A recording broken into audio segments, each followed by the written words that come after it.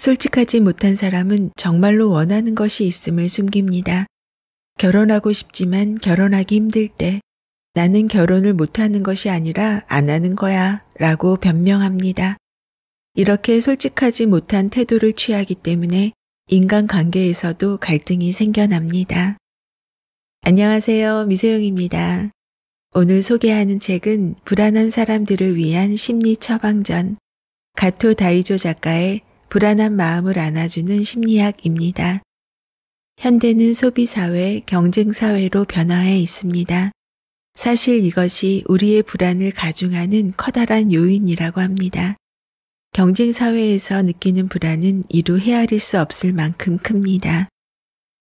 경쟁사회에서는 오직 이기려는 데만 급급하고 얼른 결과만 내려고 안달합니다. 지금 수행하는 일의 결과에 지나치게 신경 쓰느라 불안해서 벗어날 틈이 없습니다. 이런 비교와 경쟁에서 우리는 불안을 가질 수밖에 없는 환경에서 살고 있는 것이지요. 그 불안의 해결 방법으로 소극적인 방법과 적극적인 방법이 있는데요. 소극적인 방법으로는 합리화하기, 부정하기, 불안한 장소로부터 도망치기, 의존증, 이렇게 4가지 방법을 쓰는데요. 보통 우리가 쓰는 방법입니다. 이 4가지 방법의 공통점은 자신이 무엇을 하고 싶은지 모른다는 것이라고 합니다. 그래서 조금 어렵더라도 불안을 해소하는 방법으로 적극적인 해결을 하는 것이 좋고, 적극적인 해결 방법은 2가지가 있는데요. 첫 번째는 믿을 수 있는 가치에 대한 헌신입니다. 자신이 믿고 있는 가치가 있으면 불안과 마주했을 때 그 불안을 극복해 나갈 수 있다고 합니다. 2번째는 의식 영역의 확대라고 합니다. 오늘은 불안을 극복하는 적극적인 해결법 중 의식 영역의 확대에 대해 소개해 드릴게요. 반복해서 들어보시고 혹시 미소님들 마음에도 불안함이 있다면 이 방법을 적용해 보시기 바랍니다. 그럼 책 속으로 들어갑니다. 솔직함은 현실을 부정하지 않는 것. 불안을 극복하는 적극적 해결법 중 2번째는 의식 영역의 확대입니다. 불안의 소극적 해결법 중 하나가 현실 부정이었는데 의식 영역의 확대는 그것과 정반대의 관계입니다. 현실을 부정하지 않고 자신에 대한 의식 영역을 확대하는 것은 곧 무의식의 힘을 의식화하는 것입니다. 무의식의 의식화는 불행한 사람이 행복해지는 데 필수입니다. 무의식의 영역에 여러 가지 문제를 가지고 외면하면 결코 행복해질 수 없습니다. 솔직하다는 말은 칭찬으로 자주 쓰입니다. 솔직하다는 것은 현실을 부정하지 않는다는 뜻입니다. 솔직하지 못한 사람은 자신에 대해 견디기 힘든 감정을 인정하지 않습니다. 그래서 불안의 감정을 무의식 속에 몰아넣습니다. 무의식적으로 자신은 사랑받을 가치가 없는 인간이라고 느낍니다. 그러나 그것을 인정할 수 없기 때문에 허세를 부리고 현실을 부정합니다. 솔직하지 못한 사람은 정말로 원하는 것이 있음을 숨깁니다.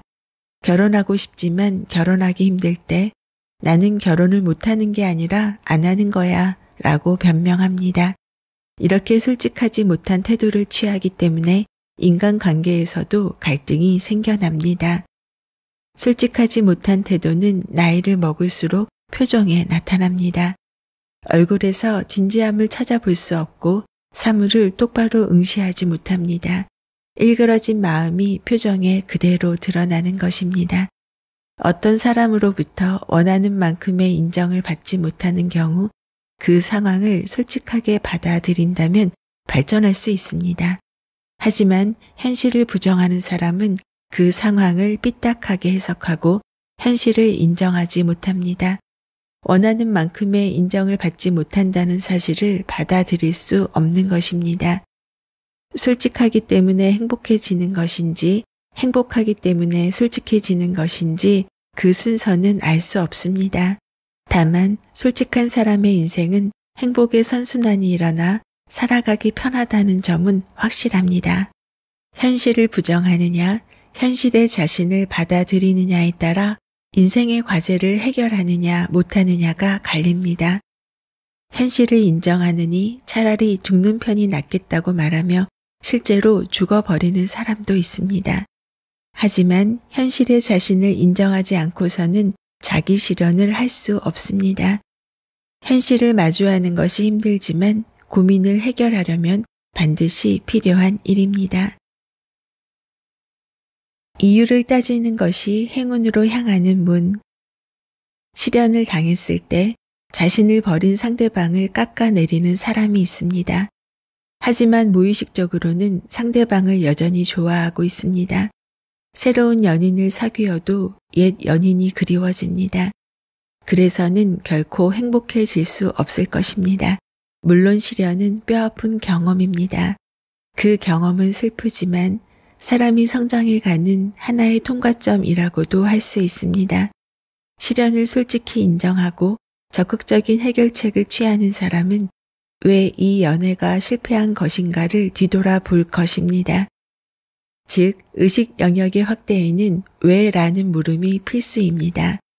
행운으로 향하는 문은 왜라는 물음에서 생겨난다고 기억하는 것이 좋습니다. 왜 그 사람과 헤어지게 되었을까? 왜 지금 나는 이렇게 괴로운 것인가? 나는 왜 이렇게 불쾌한가? 나는 왜 이렇게 우울한가? 내가 왜 이렇게 의존심이 강한가? 왜 그런지를 진지하게 생각하고 자신의 무의식을 깨닫는 것이 진정한 불안의 해결로 이어집니다. 결과적으로 자신과 솔직히 마주할 힘이 갖추어집니다. 어떤 사람은 나는 야구를 못한다고 인정하는데 30년이 걸렸다라고 말했습니다. 30년에 걸쳐 일어난 의식 영역의 확대라고 할 수 있습니다. 야구를 못한다고 인정한다고 해서 자신의 존엄성을 잃지 않는다고 느꼈기 때문에 마침내 이를 인정할 수 있었던 것입니다. 야구를 못하더라도 그런 자신을 솔직히 인정하고 야구를 취미로 즐기기로 결정하면 마음의 평온을 찾을 수 있습니다. 자신을 있는 그대로 받아들이고 남들을 또 있는 그대로 인정해 줄 수 있는 여유가 생겨납니다. 자신의 열등감을 하나하나 인정하면 그때마다 쑥쑥 성장해 갑니다. 그런 사람은 자기 삶에 대한 믿음, 자신에 대한 믿음을 가지고 있습니다. 또한 인생의 다양한 맛을 볼 줄 아는 사람으로 발전할 수 있습니다. 불안할 때가 인생의 기로. 스스로는 옳다고 생각하는데 어쩐지 주변으로부터 고립되어 있다면 혹시 무의식의 영역에 문제를 안고 있을지도 모른다고 생각하는 편이 좋습니다. 누구나 인생에서는 다양한 문제가 차례차례 생기기 마련입니다. 그 문제들에 대처하고 해결해 나가는 것이 삶의 보람입니다. 살아간다는 것은 문제를 해결해 간다는 것과 같습니다. 요즘에는 가정폭력, 등교 거부, 운동형 외톨이, 갑질 등의 사회 문제가 많습니다. 학교에서는 여전히 집단 괴롭힘이 뿌리 뽑히지 않고 있습니다. 아이를 학대하는 부모는 학대가 나쁜 짓이라는 것을 알면서도 학대를 저지릅니다. 하지만 아무리 반성해도 또다시 똑같은 짓을 저지릅니다. 그것은 무의식 중에 벌이는 행동이기 때문입니다. 이 모든 사회 문제가 무의식 중에 일어나는 것입니다. 현대인은 누구나 먹고 살기에 바쁘고 본인의 능력을 넘어서는 일들을 겨우겨우 소화하고 있습니다. 공동체 안에서 개인으로서의 존재가 보장되지 않기 때문에 사회에 다양한 왜곡이 발생하고 있습니다. 그렇기 때문에 더더욱 불안할 때가 인생의 기로라고 할 수 있습니다. 현대의 소비사회, 경쟁사회에 매몰되느냐 아니면 진정으로 강한 사람이 되어 자신답게 살아갈 것이냐 하는 기로에 서 있습니다. 살아간다는 것은 문제를 해결해 간다는 것임을 명심해야 합니다. 불안에 어떻게 대처하느냐에 따라 인생이 달라진다. 그런 의미에서는 나는 신경증적 경향이 강한 사람이라고 의식할 수 있다면 나에게는 아직 광대한 가능성이 남아있다. 인생은 지금부터 라고 생각해도 좋을 것입니다. 신경증적 불안은 그 사람의 인격에 무언가 좋지 않은 상황이 일어났다는 경고입니다. 그 불안에 대해 적극적으로 대처하느냐, 소극적으로 대처하느냐에 따라 인생이 크게 달라집니다. 신경증적 불안 때문에 끊임없이 여러 가지로 고민하지만 문제는 고민 하나하나가 아니라 인간관계에 있습니다. 인간관계에 무언가 좋지 않은 상태가 생기면 그 상태가 고민의 원천이 됩니다. 그래서 사는 것이 힘들어졌을 때는 먼저 자신의 인간관계를 직시하고 재검토해야 합니다. 문제가 생기면 문제의 원인부터 파헤쳐야 하는 것입니다. 예를 들어 아이가 등교하지 않으면 내 아이를 대하는 방법에 어떤 문제가 있을까라고 고민해야 합니다. 나의 의식 영역을 알아차리면 그 내면적 요인의 발견이 새로운 통찰력을 만들어냅니다. 시베리는 내적 요인을 발견하는 것이 불안의 적극적 해결법이라고 말했습니다. 우리는 모두 노력하고 있지만 그 중에는 도중에 열정이 식어버리는 사람도 있습니다. 그 이유는 배타적으로 노력하기 때문입니다.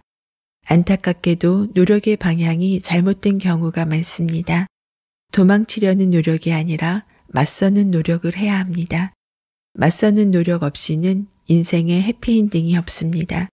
도망치는 노력을 아무리 해봤자 결코 행복해질 수 없습니다. 자신의 인생을 버리는 편이 낫다고 말하는 사람도 있습니다. 하지만 중요한 것은 과거로 거슬러 올라가서 왜 스스로 가치 없는 인간이라고 말하는 자기 멸시의 이미지를 가지게 되었는가, 문제가 되는 인간관계는 어떤 것인가 등을 따져봐야 합니다. 그런 식으로 자신을 재교육하는 것입니다. 잘못된 가치관을 익혀버린 근원을 더듬어가는 것이 곧 인격의 재구성이라고 할 수 있습니다. 나는 실패한 인생을 살고 있다. 나는 살아있는 것이 무섭다. 나는 살아가는 의미를 잃어버렸다라는 현실을 인정하기는 힘듭니다. 하지만 인정할 수 있다면 아들러의 말 맞다나 고통은 해방과 구원으로 향하는 문입니다. 인정함으로써 롤로 메이가 말하는 의식 영역의 확대가 생겨나고 카렌 호나이가 말하는 내면의 자유의 힘을 얻을 수 있습니다. 당신은 인생을 버릴 수 있겠지만 인생은 당신을 버리지 않습니다. 진심을 받아들여야 고통에서 해방된다. 현재의 심각한 사회 문제 중 하나가 은둔형 외톨이입니다. 30에서 50세의 한창 일할 나이의 사람들이 방 안에 틀어박혀 아무 일도 하지 않고 늙은 부모의 연금으로 살아가고 있습니다. 늙은 부모가 죽을 힘을 다해 일하고 있는데 은둔형 외톨이는 그저 부모님의 등골만 빨아먹고 있습니다. 어딘지 모르게 막연한 저기를 세상 사람들에게 가지고 있는 사람, 막연한 불만을 안고 있는 사람이 있습니다. 그런 식으로 정체 모를 불안을 안고 있는 사람은 스스로 의식하지 못하는 부분에서 문제를 품고 있습니다. 그러나 만일 그 정체를 알아도 그들은 그것을 인정할 마음이 없습니다. 마음의 갈등을 외면하기 때문에 불안한 것이고 그 불안이 자립을 가로막고 있는 것입니다. 베란 울프는 이렇게 말했습니다. 행복한 사람은 인생의 틀을 펼쳐 현실과 직면하려고 한다. 예를 들어 시각장애인은 마음의 갈등과 싸우고 있었습니다. 그는 대학교에서 장애인 지원센터에 들어감으로써 불안에서 벗어날 수 있었습니다. 그리고 친구를 찾아 도움을 받으면서 자신의 세상을 넓힐 수 있었습니다. 갈등을 받아들이는 것이 마음의 힘입니다. 그리고 그 약점을 받아들임으로써 세상이 넓어지고 자신의 장점을 발견할 수 있습니다. 불안을 하나의 경험으로 이겨낸 사람은 개성적입니다. 차분하고 자신감 있고 안정적인 마음이 기쁨으로 가득 차 있습니다. 불안을 견디는 능력이 있다는 것은 개성을 가졌다는 증거입니다. 유행하는 명품 가방을 들고 다니는 것이 개성이 아닙니다. 진심을 보는 것의 고통은 해방과 구원으로 이어집니다. 예를 들어 그 사람은 사실 진정한 친구가 아니었다. 엄마는 다정한 사람이 아니었다라는 사실을 인정하는 것은 괴롭습니다. 그러나 그것을 인정할 수 있다면 불우한 환경에서 자라서 소외감을 느꼈더라도 어쩔 수 없는 일이라고 받아들이고 그 다음 단계로 나아갈 수 있습니다. 지금까지는 자신답게 살지 못했지만 틀렸다는 것을 인정하고 앞으로는 자신답게 살면 됩니다. 그 진실을 인정하는 것이 중요합니다. 현실을 올바로 받아들이는 것은 괴로운 일이지만 지금의 자신의 부정적인 감정으로부터 도망치지 않는 것이 해방과 구원으로 이어집니다. 부정적인 감정이야말로 성장의 기회입니다. 나는 이런 사람이다 라고 올바로 이해할 수 있어야 비로소 원하는 방향으로 나아갈 수 있습니다. 롤로 메이의 말처럼 의지는 자기 파괴적으로 작용하는 경우가 있습니다. 하지만 자신에 대한 부정적인 감정을 올바르게 이용하면 의지가 자기 파괴적으로 작용하지 않습니다. 의지는 사람을 구하는 것입니다. 현실을 합리화하거나 부정하거나 억압하면 사람은 생산적으로 살 수 없고 행복해질 수 없습니다. 열심히 한다고 다 좋은 것은 아니다. 왜 사람들은 매일 고민하고 있는가? 왜 사람들은 매일 죽고 싶다고 말하는가? 죽고 싶다고 말하면서도 정작 죽으라고 하면 왜 화내거나 우울해하는가? 불안한 사람이 죽고 싶다고 말하는 것은 거짓이 아니겠지만 한편으로 죽고 싶지 않은 마음도 거짓이 아닙니다. 그저 그 사람은 내면의 변화를 거부하고 있는 것입니다. 고민하는 사람이 지금까지 열심히 해온 노력이 모두 좋은 것만은 아닙니다. 시야가 좁은 상태로 하는 노력은 본인이나 상대방에게 바람직하지 않습니다. 상대방과의 관계 속에서 고민하지 않기 때문입니다. 중장년층의 자살이 늘고 있습니다. 자살하는 사람들은 결코 게으름뱅이가 아닙니다. 그때까지 열심히 일한 사람입니다. 열심히 노력했지만 동료, 상사, 부하와 의사소통이 잘 되지 않았습니다. 왜 열심히 일하는데 인간관계가 잘 이루어지지 않았을까요? 왜 일이 잘 풀리지 않았을까요? 그 이유는 불행해지는 노력을 그만두려고도 그만둘 수도 없었기 때문입니다. 그런 상황을 스스로 만들어 놓고도 나는 행복하고 싶다고 소망합니다. 그런 사람은 적성에 맞지 않는 일, 싫어하는 일을 억지로 노력해서 한 결과 번아웃 증후군에 빠진 것입니다. 너무 열심히 해서 결과적으로 무기력해져 버리는 사람도 있습니다. 행복의 출발점에 서자. 사람은 누구나 행복하게 살기를 바랍니다. 그 마음에는 거짓이 없습니다. 그러나 행복해지고자 하는 욕망보다 불행해지는 매력이 훨씬 더 강렬합니다. 의식과 무의식이 안고 있는 이런 갈등과 모순을 이해하지 않고서 그저 행복해지고 싶다고 해서 행복해질 수는 없습니다. 거듭 말했듯이 불안은 지금의 생활 방식이 어딘지 이상하다는 신호입니다. 지금까지의 언동이 왜 그랬는지 진정한 원인을 이해한다면 살아가기가 훨씬 수월해질 것입니다. 저기와 같은 감정을 억압하고 막연한 불안에 시달리는 사람이 그 상태에서 노력과 수행하는 것은 위험합니다. 인격이 삐뚤어질 수 있기 때문입니다. 그보다는 나는 왜 불안을 느끼고 있는가 하는 원인을 알아내는 것이 우선이라고 마지막으로 강조해 두고 싶습니다. 신경증적 불안은 그 사람의 인격 안에 무엇인가 나쁜 상황이 일어나고 있음을 알리는 경고로서 건설적으로 처리할 수 있습니다. 신경증적 불안 또는 그 사람의 인간관계에 무엇인가 갈등이 일어나고 있음을 보여주는 것입니다. 시베리는 무언가가 걱정될 때는 항상 자신이 회피하는 중심적인 사실이 있음을 알아야 한다. 그 중심적 사실은 당신 자신을 변혁하라는 요구를 끊임없이 당신 앞에 제시할 것이다 라고 말했습니다. 불안의 적극적 해결책을 생각해 보면 시베리의 말을 잘 이해할 수 있을 것입니다. 불안한 사람은 무엇이 자신을 괴롭히고 있는지 잘 모릅니다. 알프레드 캐손이 쓴 행운의 13가지 팁이라는 책이 있습니다. 그 책에는 행운을 잡는 힌트로서 왜를 생각하라고 쓰여 있습니다. 왜라고 따져 물으면 마음의 갈등과 직면하면서 내면적인 힘을 얻을 수 있습니다. 인간에게 불안은 근원적인 문제입니다. 이 시대의 일시적인 일이 결코 아닙니다. 그리고 불안은 앞으로 더더욱 인류에게 본질적인 문제가 될 것입니다.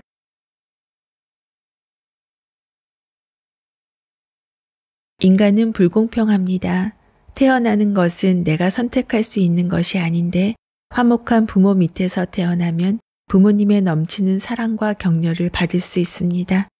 하지만 사이가 좋지 않은 부모 밑에서 태어난다면 가정폭력이나 유아학대를 당할 수도 있지요.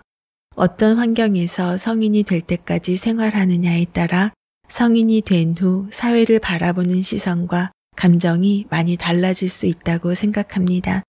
사랑과 격려를 받은 사람은 인생의 과제를 하나하나 극복하면서 자립할 수 있고 사랑받지 못한 사람은 고독과 불안을 품게 됩니다. 단란한 가정에서 태어나고 자라면 무의식적 안심을 가지고 성장한다고 합니다.